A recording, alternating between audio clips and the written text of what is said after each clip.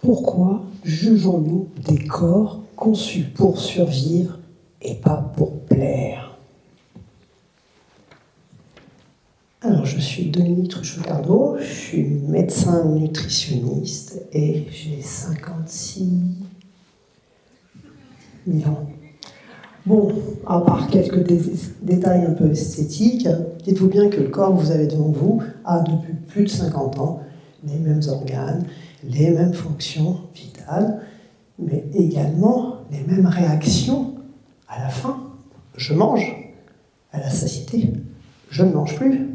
À la peur, oh, un mammouth arrive.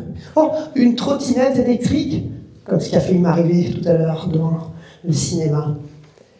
Rien n'a changé. Nous sommes à 90% les mêmes. Et moi, au quotidien, dans mes consultes, je vois des gens qui pensent que leur corps est cassé. Et si je vous disais que le corps n'est pas le problème? Voilà, alors je vous présente Lucie. Ça, c'est pour faire aussi un petit peu paléolithique avec son prénom. Lucie, elle a 5 ans. 5 ans, des petites rondeurs. Et sa maman, comme elle aime la danse, l'inscrit à un cours de danse. Alors là, je vous donne à côté, c'est ce qui nous sert à suivre un peu l'évolution des enfants. Donc 5 ans, un peu, voilà, on lui fait faire de la danse, elle fond. Puis elle prend goût à la danse. Donc à 9 ans, elle intègre une académie de danse. Là, c'est beaucoup plus d'entraînement et le début des restrictions. À 11 ans, elle rentre en sport-études, danse classique. Et là, elle travaille dur, très dur.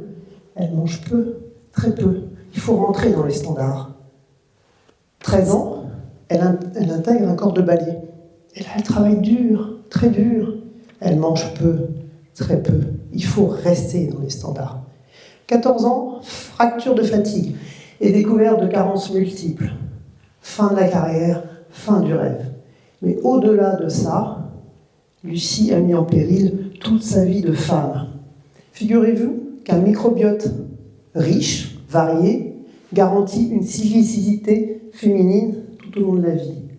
Figurez-vous que du calcium abonescent, de l'exercice, garantit des os forts, solides. Un avantage au moment de l'ostéoporose. Figurez-vous qu'un peu de gras autour des ovaires est une fonction essentielle pour la fertilité. Lucie, elle n'a rien de tout ça. Et si je vous disais que notre corps n'est pas le problème? Nous sommes tous des descendants de chasseurs-cueilleurs. Alors, c'est quoi la journée d'un chasseur-cueilleur?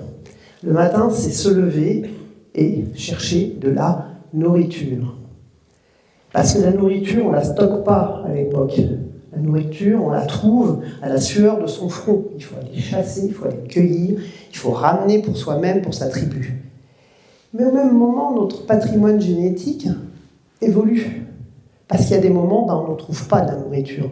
Parce que ce n'est pas la saison, parce qu'il y a de la famine, parce qu'il y a plein de raisons, des guerres, on n'en trouve pas. Et notre patrimoine génétique a fait en sorte que nous soyons en capacité de stocker la moindre des nourritures. Et si je vous dis que notre corps n'est pas le problème? Alors, ça, c'est une image réelle. C'est ce que mange un adulte obèse aux États-Unis en une semaine. Alors, imaginez-nous, donc 90% cueilleurs-chasseurs. Cueilleurs-chasseurs, stockage garanti. Et là, on se retrouve dans un monde, mais c'est pas notre monde. Mais la nourriture, il y en a partout. Et puis, elle est super, hyper transformée. Et moi, au milieu de tout ça, qu'est-ce qu'il fait mon système limbique? Il ne sait pas faire, il ne sait pas arrêter de manger. Donc, tout ça pour dire que, voilà, on se laisse entraîner. Et puis au milieu de tout ça, l'alimentation, c'est un moyen d'être reconnu, d'être accueilli parmi les autres. Essayez d'être un adolescent à l'heure actuelle et de vouloir boire un verre d'eau dans un, je n'allais pas citer une marque, mais dans un endroit où on mange plutôt des hamburgers. Essayez seulement de boire de l'eau. Nous, en Suisse, on a un combat à l'heure actuelle, c'est que dans les supermarchés à côté des lycées, des collèges, l'eau est plus chère que la fameuse boisson. Mais pour être reconnu socialement, il faut boire et manger comme les autres. Tenez, je vais vous raconter une histoire personnelle. Je ne peux pas manger au self de l'hôpital sans que tout le monde regarde mon plateau. Que mange le docteur Truchot? En quelle quantité elle mange? Mais franchement, si j'étais un modèle du genre, ça se verrait. Ça, c'était mon modèle. Quand j'étais adolescente, les mannequins, fluides, élancés, gracieuses, on leur créait des robes tout aussi fluides, élancées, gracieuses. Ah, qu'est-ce que j'aurais aimé être modèle, top modèle. Bon, je vous rassure, j'ai fait mon deuil là-dessus, mais j'aurais bien aimé. Jusqu'au jour où j'ai été mener une enquête pour voir un peu les arrières de tout ça. Et là, j'avais plus du tout envie d'être mannequin. Et si je vous disais que le problème, c'était pas notre corps? Allez, je vous emmène en consultation avec moi. Alors, Monsieur Robert, 65 ans, il m'est adressé, je vous avouerai un peu tardivement, par mes collègues oncologues, dans un cadre, voilà, il a un cancer du poumon, et puis, panique à bord, il a perdu 15 kilos en 6 mois. On me dit, Dominique, ça, c'est pour toi. Ok. Donc je le reçois, Monsieur Robert, jovial, encore un petit peu enrobé, mais voilà. Alors, donc on commence les formalités, on se questionne, qu'est-ce qui se passe, pourquoi vous avez perdu autant de poids, et puis je lui pose la question, et puis je lui dis, vous savez, il va falloir arrêter de perdre du poids, et puis surtout, il va falloir en reprendre. Moi, je ne peux pas vous envoyer faire les traitements qu'on vous prévoit aussi fragiles. Et là, il me répond, mais consternation, figurez-vous, je suis enfin heureux. Comment ça, vous êtes heureux avec un cancer? Oui, je suis heureux, parce que j'ai réussi à perdre ces kilos. Une vie entière de combat, résolue en 6 mois. Et figurez-vous, depuis une dizaine d'années, mon médecin, il m'a tout interdit. Plus de charcuterie, plus de fromage, plus d'œufs, parce que j'avais du cholestérol. Et bien, au dernier bilan, figurez-vous, plus de cholestérol non plus. Monsieur Robert. Là, on va pas être d'accord, mais je vais sûrement vous dire qu'il va falloir manger beaucoup de protéines, beaucoup de gras, parce que là, c'est pas possible. Votre organisme, il va attaquer une phase où c'est une vraie guerre, et puis il n'a pas de réserve. Donc là, il va falloir faire quelque chose. Et il sort de la consulte en disant, je suis pas sûr d'y arriver. Mais il est tellement pas sûr qu'on n'a pas pu lui faire les traitements après. Parce qu'effectivement, une des conditions sine qua non pour ces traitements notamment, c'est d'avoir une masse corporelle suffisante pour les tolérer. Voilà, et mon quotidien, moi, c'est ça, c'est des corps sous des injonctions de société qui sont en permanence dans de la restriction. Mais derrière un corps, derrière une assiette, il ne faut pas oublier qu'il y a parfois des maladies, parfois des allergies, parfois des problèmes financiers, religieux, des envies. Et puis surtout, il y a un corps qui vieillit. Puis quand on vieillit, on a besoin d'énergie. Alors, vous avez une voiture de collection, parce qu'en vieillissant, on devient des voitures de collection. Et si vous n'imaginez pas d'aller mettre de l'essence de bas de gamme dans votre voiture de collection, voire même vous lui rajoutez un peu d'huile pour que ça fonctionne, et bien le corps humain, c'est pareil. Et bien moi, tous les jours, je vois des personnes âgées où on me dit « Oh, mais en vieillissant, on a moins besoin. » Non. Alors donc, ça, c'est nos injonctions. Et si je vous disais que notre corps n'est pas le problème? Allez, on va aller voir Teddy Riner. Teddy Riner, il est en train de remplir un dossier pour prendre une assurance sur un crédit. Bon. Première question, poids, taille. Et bien là, il passe pas. Il passe pas la rampe, parce qu'avec le poids qu'il fait, mon pauvre Teddy, eh ben il est obèse, sur le papier. Et là aussi, encore, on a un autre problème, c'est que la plupart de l'analyse que l'on fait de nos corps se fait derrière des chiffres, sans réalité physique. Vous voyez, ces deux adolescents, eh ben, ils ont le même poids et la même taille, figurez-vous. Mais le résultat n'est pas le même. Donc franchement, quand on en est là, je suis d'accord, il faut peut-être prendre un poids, une taille pour voir, mais il faut quand même regarder ce qu'il y a derrière, quelle est la masse musculaire, quelle est la masse osseuse, voilà, plein d'autres choses. Et si je vous disais que notre corps n'est pas le problème? Alors là, on rentre dans ce que j'aime le plus.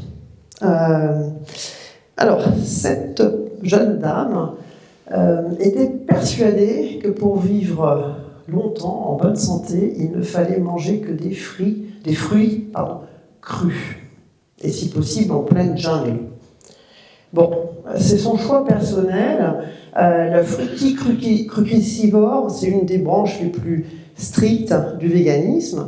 On le fait pour soi, ok. Le problème, c'est que c'est une influenceuse et qu'elle a entraîné derrière elle des millions de personnes qui restent encore convaincus, malgré qu'ils l'aient vu dégénérer et mourir, quasi en direct, ils restent convaincus que ça reste un élément fondamental pour l'avenir. Votre avis, dans cueilleurs, chasseurs, on n'est pas que cueilleurs, on est chasseurs aussi. Et sans protéines, on ne va pas bien loin. Donc, elle a perdu la vie, paix à son âme.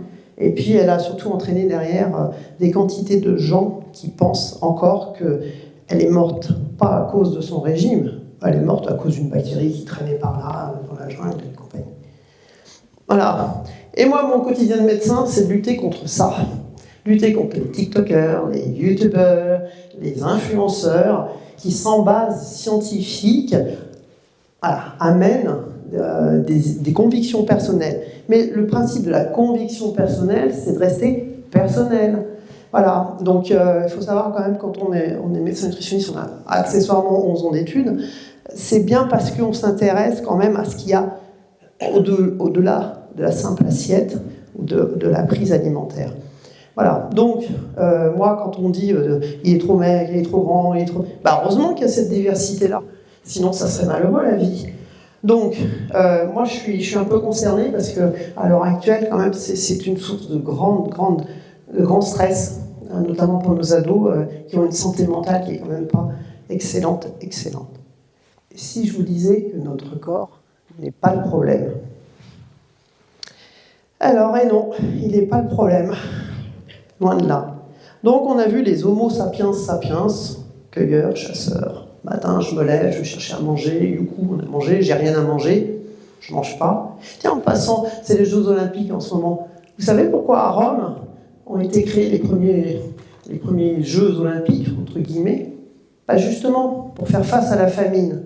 Parce qu'il y avait des groupes qui mangeaient, des groupes qui jouaient. Et pendant qu'on jouait, on oubliait qu'on avait mangé. Et puis si on gagnait, on pouvait manger à nouveau. On répartissait la tâche. Donc depuis la nuit des temps, le manque de nourriture est un problème, et même un problème politique.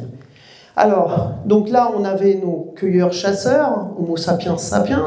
Après, ils sont devenus Homo sapiens modernus, on va dire. Donc là, ils ont profité de tout ce que la société moderne pouvait apporter. Alors, elle a apporté des bonnes choses. Heureusement, on ne meurt pas aussi vite qu'un Homo sapiens sapiens. On a une durée de vie bien plus longue. Tenez-vous bien, du pays d'où je viens, on a le record mondial de longévité. On vit aussi vieux qu'au Japon. Sauf que, à l'instant T, un enfant fille qui naît, on lui garantit d'avoir 22 ans d'années en mauvaise santé. Ces 22 dernières années où elle devrait être sereine, elle sera malade. Un actif sur deux arrive à la retraite avec 2 à 3 médications. Bon, ok, on est au pays de la pharma, mais ça ne fait pas tout. Ça veut dire qu'on est passé à côté de règles simples de gens qui ne se sont pas écoutés eux-mêmes et qui ne sont pas revenus au principe de base. Nous sommes des cueilleurs-chasseurs. On mange, on arrête de manger et on fait de l'activité. C'est assez basique comme ça. Donc le modernus, maintenant, il s'est transformé en conscientus. Conscientus, il a pris une conscience, donc conscientus. Et c'est les mêmes que je retrouve qui me font des grands discours sur le fait que nous sommes One Health.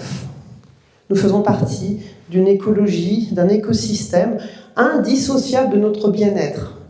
Ok, pas de problème. Effectivement, la richesse de la Terre nous apporte ce qu'il nous faut, ou nous apporte malheureusement des produits qui sont pauvres, parce qu'elle est pauvre elle-même, je suis d'accord. Mais c'est les mêmes qui continuent à acheter des tomates en plein hiver, emballées dans du plastique, parce qu'il y a marqué bio dessus. Donc, franchement, moi j'ai de la peine. J'ai de la peine avec le modernus, et le conscientus encore plus. En tout cas, ce qu'il faut que nous léguons à nos enfants, c'est de se souvenir d'où on vient. 90% de notre patrimoine génétique est préhistorique. Alors, on a un corps préhistorique, puis un jugement qui est moderne. Pas forcément, ça ne fait pas bonheur tout le monde. Il est urgent de faire évoluer nos regards au-delà des apparences. Merci pour votre attention.